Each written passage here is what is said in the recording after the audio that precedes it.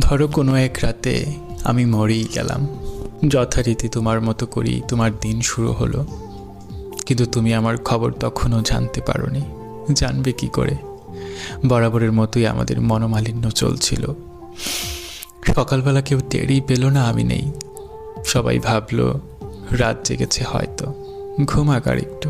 সকাল পার হয়ে সূর্য যখন মধ্য গগনে, এবার কারো কারো মনে হলো এখনও কেন উঠছি না আমি।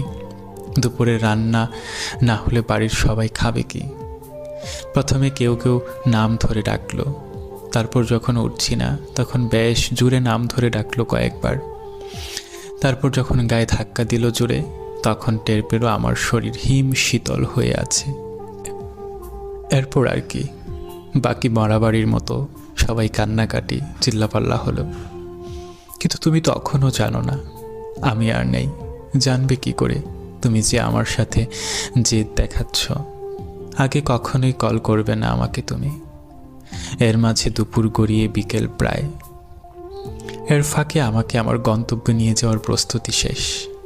শেষ গোসল, জানাজা, কবর খুঁড়া সব শেষ। কিন্তু তুমি তখনও জানো না আমার নতুন ঘরে আমাকে নিয়ে যাচ্ছে সবাই। বাদ আসর আমাকে সবাই আমার নতুন ঠিকানায় রেখে এলো। এরপর হলো সন্ধ্যা, তবু তোমার থেকে শুভ সন্ধ্যা তোমাকে এই মেসেজটুকু আর এলো না। আসবে কি করে? আগে মেসেজ দিলে যে তুমি আমার সাথে করা তোমার প্রতিযোগিতায় হেরে যাবে।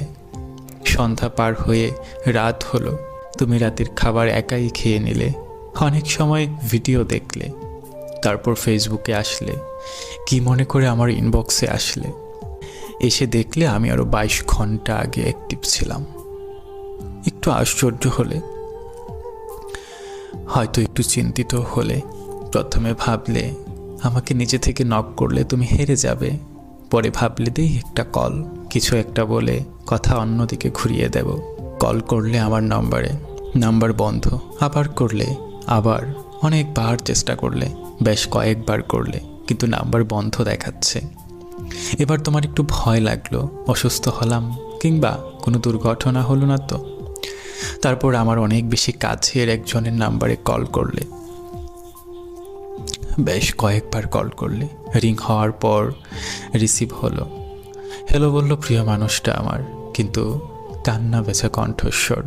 তুমি একটু জুড়ে বললে কি হয়েছে, আমাকে খুঁজলে। ওপাশ থেকে জানিয়ে দেয়া হলো আমি আর নেই এই পৃথিবীতে।